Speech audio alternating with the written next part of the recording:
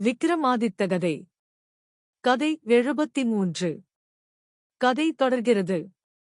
17வது கருணாகரவல்லி பதுமை சொல்லிய நவமோகினி மஞ்சுரி கதை. மறுநாள் போஜ மகாராஜன் சிம்மாசனம் ஏற முயன்ற போது 17ஆம் படிக்கு காவலான கருணாகரவல்லி பதுமை புதியதொரு கதை சொல்லத் தொடங்கியது. உஜ்ஜயினியே விக்ரமாதித்தன் அரசாண்டு வரும் நாளில் வட திசைக்குச் சென்றிருந்த ஒற்றன் கண்டு வந்த அதிசயம் ஒன்றைப் பின் வருமாறு சொன்னான். அரசே, மகரபுரி என்னும் பட்டணத்தை சோம பிரதாபன் என்னும் ராஜன் ஆண்டு வருகிறார். அவன் தினமும் தானதர்மம், பரோபகாரம் முதலிய பூஜைகளை எல்லாம் செய்து சதுரங்க சேனையுடன் யானை மேல் பவனி வந்து அரண்மனையிலிறங்குகிறான்.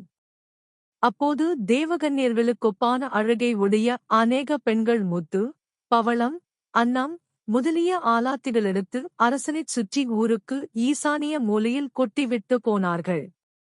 அவ்விடத்தில் என்ன அதிசயமென்று பார்க்கப் போனேன்.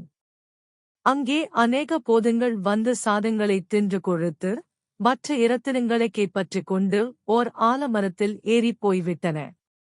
அப்பால் எனக்கொன்றும் தோன்றவில்லை என்று தெரிவித்தான் அந்த ஒற்றன். அதைக் கேட்ட விக்கிரமனுக்கு உடனே அந்த பட்டணத்தை அடைந்து அவ்வதிசயத்தைக் காண வேண்டுமென்று விருப்பம் ஏற்பட்டது. உடனே நிர்வாகத்தை பட்டியிடம் ஒப்புவித்துவிட்டு புறப்பட்டான். வேதாளத்தின் மீது ஏறிக்கொண்டு மகரபுரியை அடைந்தான். அன்றைய தினம் சோமபிரதாபனுக்கு நடந்த வைபவங்களைக் கண்டு களித்தான். பூதங்கள் சாதங்களைத் தின்று முத்து முதலிய மணிகளைக் கொண்டு போகும்போது அவைகளைத் தொடர்ந்து சென்றான். பூதங்கள் ஓர் ஆலமரத்தில் ஏறி உயரே சென்று மறைந்தன. விக்ரமாதித்தன் மனம் தளராமல் மரத்தின் மீதேறிச் சென்று பார்க்கையில் அங்கே தேவலோகத்துக்கொப்பான மாட மாளிகைகளும் கூட கோபுரங்களும் மணம் கமழும் மலர் வனங்களும் தெளிந்த நீரையுடைய தடாகங்களும் கூடிய பட்டணம் ஒன்றைக் கண்டான். அங்குள்ள கட்டிடங்களின் பெரிதான அரண்மனை போன்ற மாளிகையில் நுழைந்தான். செப்புத் தொட்டியில் வெந்நீர் காய்ந்து கொண்டிருந்தது. சுகமாகக் குளித்து தாம்பூலம் தரித்து அருகிலிருந்து மஞ்சத்தின் ஏறிப்படுத்து இளைப்பாரி நித்திரையிலாழ்ந்தான். அந்த சமயத்தில் அம்மாளிகையின் சொந்தக்காரியாகிய நவமோகினி மஞ்சுரி அங்கு வந்து பார்த்தபோது வெந்நீரிலே குளித்து சுகமாக நித்திரை செய்யும் விக்கிரமனைக் கண்டாள். அவன் மீது கோபமடைந்த அவள் தன் ஏவல் பூதத்தை அழைத்து அவனைக் கொண்டு போய் ஆலமரத்துக்கப்பால் எரிந்துவிடும்படி உத்தரவிட்டாள். பூதம் தூக்கிச் செல்லும்போது கண்விழித்த அரசன் விஷயமுணர்ந்து கோபமடைந்தவனாய் தன் உடைவாளினால் அந்தப் பூதத்தை வெட்டித் தள்ளினான்.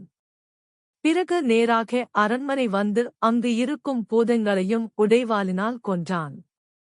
பிறகு வேதாளத்தை அழைத்து முடித்துக் கொண்டதும் பிரார்த்தனை செய்து கொண்டு தசவித அம்சம் கொண்ட ஹோமம் ஆரம்பி, ஹோமத்தின் முடிவில் யோகினிகளுக்கு காணிக்கையாக உன் உடலையே அர்ப்பணித்துவிடு. அப்போது யோகினிகள் திருப்தி அடைந்து நீ கேட்கும் வரத்தினை அளிப்பார்கள் என்றார். யோகி தெரிவித்துச் சென்றபடியே அரசன் அமரக்ஷத்துச்சிதர்தசி அன்று யோகிகளைக் குறித்து பூசைகளைத் தொடங்கினான். பூசைகள் முடிந்ததும் ஹோமத்தை ஆரம்பித்தான். முறைப்படி ஒன்றையும் விடாமல் ஹோமத்தை முடித்து யோகினிகளுக்காக தன் உடலை அர்ப்பணிக்க தானே ஹோமகுண்டத்தில் குதித்து விட்டான். அவன் உறுதியால் திருப்தியடைந்த யோகினிகளும் அரசனை உடனே அக்னி குண்டத்திலிருந்து வெளியே கொண்டு வந்தனர். அவன் தேகம் முன்னிலும் அழகாய் காட்சியளித்தது. அரசே, உன் உறுதியைக் கண்டு நாங்கள் சந்தோஷமடைகிறோம். உனக்கு வேண்டியதைக் கேள் என்றனர். என் அரண்மனையிலிருக்கும் 7 பெரிய குடங்களில் தினமும் நிறைய தங்கம் நிரம்பும்படி அருள வேண்டும். இது ஒன்றுதான் நான் விரும்புவது. இதை தாங்கள் மறுக்கக் கூடாது என்று வேண்டினான் அரசன். அரசே, உன் வேண்டுகோளை நாங்கள் நிறைவேற்ற வேண்டுமானால் ஒரு நிபந்தனை உண்டு. 3 மாதங்கள் தவறாமல் தினமும் நீ இவ்விதமே ஹோமகுண்டத்தில் உன் உடலை அர்ப்பணித்து வர வேண்டும். அப்போது நாங்கள் உன் விருப்பத்தை நிறைவேற்றி வைப்போம் என்று சொல்லிவிட்டு யோகினிகள் 64 பேர்களும் மறைந்தனர். அன்றிலிருந்து அரசனும் தினம் தவறாமல் யோகினிகளைக் குறித்து பூசையை நடத்தி வந்தான். ஒவ்வொரு நாளும் பூசையின் முடிவில் தன்னை அர்ப்பணித்து வந்தான். யோகினிகளும் அவன் உயிர்ப்பித்து வந்தனர்.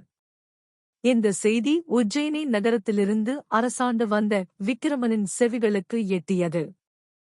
தன்னை போன்று பெரும் புகழடைவதற்காக தினமும் உடலை அக்னியில் சமர்ப்பிக்கிறான் என்ற செய்தி அரசனுக்கு மிகுந்த மன வருத்தத்தை கொடுத்தது. அவன் எடுத்துக் கொண்டிருக்கும் காரியம் எவ்வளவு சிரமமானது! மறுநாளே அவனுடைய இருப்பிடத்திற்கு புறப்பட்டுச் சென்றான் விக்கிரமாதித்தன். கொழுந்து விட்டெரியும் அக்கினியின் முன்பாக அமர்ந்து பூசை செய்து கொண்டிருந்தான் அந்நாட்டு மன்னன். விக்கிரமன் வந்திருப்பதை அவன் கவனிக்கவில்லை. அவன் கவனம் முழுவதும் பூசையிலேயே இருந்தது. ஹோமம் முடிடைந்த சமயம் விக்கிரமன் தன் இடத்திலிருந்து பாய்ந்து அவனுக்கு முன்னதாக அக்கினி குண்டத்தில் இறங்கிவிட்டான். திடுக்கிட்ட அரசனோ செய்வதென்றியாமல் பின்னடைந்து விட்டான். இன்றைய தினம் நரமாமிசம் வழக்கம் போல் இருக்கவில்லை. மிகவும் ருசியாக இருக்கிறதே. மேலும் எம்மனிதனுடைய உள்ளம் பரிசுத்தமாக இருக்கிறது என்று யோகினிகள் ஒருவருக்கொருவர் பேசிக் கொண்டனர். பிறகு விக்கிரமனை பன்மடங்கு பிரகாசம் பொருந்தியவனாக அக்கினியிலிருந்து வெளியே கொண்டு வந்து வட்டனர். வெளியே வந்ததும் வழக்கமாக அக்கினியில் இறங்கும் அரசன் திகைத்து நிற்பதும் தாங்கள் வெளியே கொணர்ந்தவன் வேற்று மனிதனாக இருப்பதையும் யோகினிகள் கண்டனர். வீரனே, நீ யார்? நீ என்ன காரணத்திற்காக இக்குண்டத்தில் இறங்கினாய் என்று கேட்டனர். அம்மையே, அடியேன் உஜ்ஜயினியின் அரசன் விக்கிரமன். பிறருக்கு உதவுவதையே வழக்கமாகக் கொண்டவன்.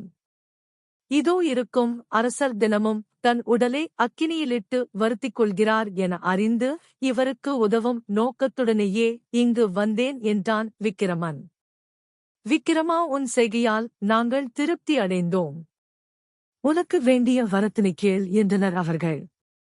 நீங்கள் என் மீது கருணை கொண்டு நான் கேட்கும் வரத்தினை அளிக்க முன் வந்திருப்பது உண்மையானால் இந்த அரசரின் எண்ணத்தை நிறைவேறச் செய்யுங்கள்.